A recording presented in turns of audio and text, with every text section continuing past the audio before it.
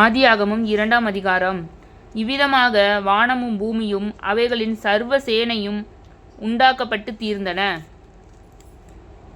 தேவன் தாம் செய்த தம்முடைய கிரியையை 7ஆம் நாளில் நிறைவேற்றி தாம் உண்டாக்கின தம்முடைய கிரியைகளை எல்லாம் முடித்த பின்பு 7ஆம் நாளிலே ஓய்ந்திருந்தார்.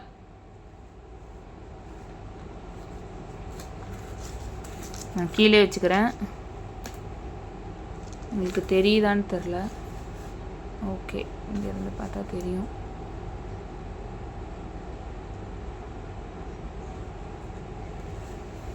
பைபிள் எடுத்துக்கோங்க, அப்போ தான் உங்களுக்கு புரியும்.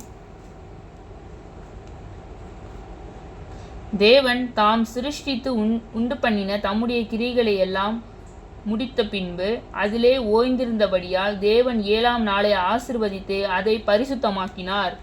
தேவனாகிய கர்த்தர் பூமியையும் வானத்தையும் உண்டாக்கின நாளிலே வானமும் பூமியும் சிருஷ்டிக்கப்பட்ட வரலாறு இவைகளே. நிலத்தினுடைய சகலவித செடிகளும் பூமியின் மேல் இன்னும் உண்டாக்கப்படவில்லை. நிலத்தினுடைய சகலவித பூண்டுகளும் இன்னமும் முளைக்கவில்லை. ஏனெனில் தேவனாகிய கர்த்தர் பூமியின் மேல் இன்னும் மழையை பெய்ய பண்ணவில்லை. நிலத்தை பண்படுத்த மனுஷனும் இருந்ததில்லை.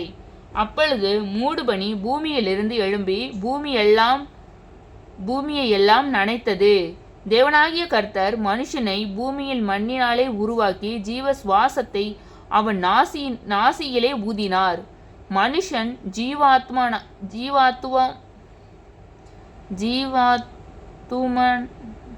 ஜீவாத்துமனானான்.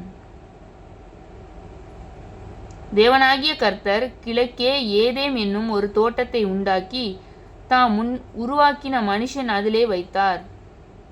தேவனாகிய கர்த்தர் பார்வைக்கு அழகும் புசிப்புக்கு நலமுமான சகல விருட்சங்களையும் தோட்டத்தின் நடுவிலே ஜீவ விருட்சத்தையும் நன்மை தீமை அறியத்தக்க விருட்சத்தையும் பூமியிலிருந்து முளைக்க பண்ணினார்.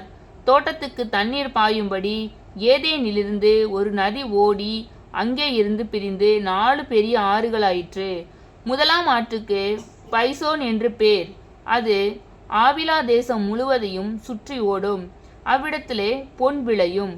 அந்த தேசத்தின் பொன் நல்லது. அவ்விடத்திலே பிதோலாகும் கோமெட் கல்லும் உண்டு. 2ஆம் ஆற்றுக்கு கீகோன் என்று பேர்.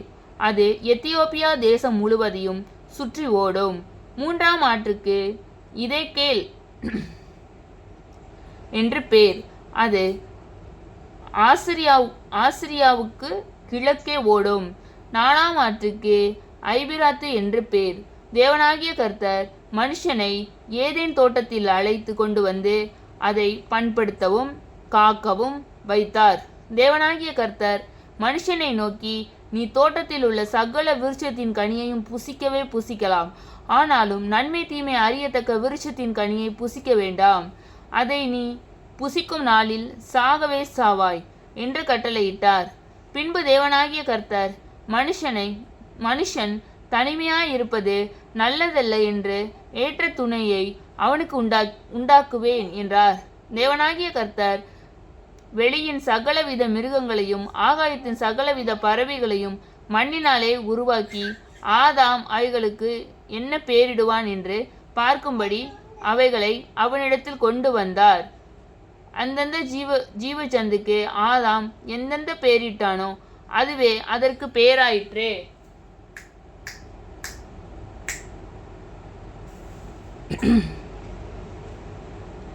அப்படியே ஆதாம் சகலவித நாட்டு மிருகங்களுக்கும் ஆகாயத்து பறவைகளுக்கும் சகலவித காட்டு மிருகங்களுக்கும் பேரிட்டான். ஆதாமுக்கோ ஏற்ற துணை இன்னும் காணப்படவில்லை. அப்பொழுது தேவனாகிய கர்த்தர் ஆதாமுக்கு அயர்ந்த நித்திரையை வரப்பண்ணினார். அவன் நித்திரையடைந்தான்.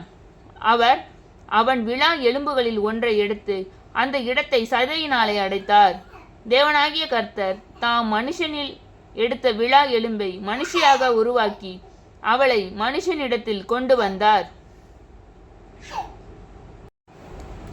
அப்பொழுது ஆதாம், இவள் என் எலும்பில் எலும்பும் என் மாம்சத்தில் மாம்சமாய் இருக்கிறாள்.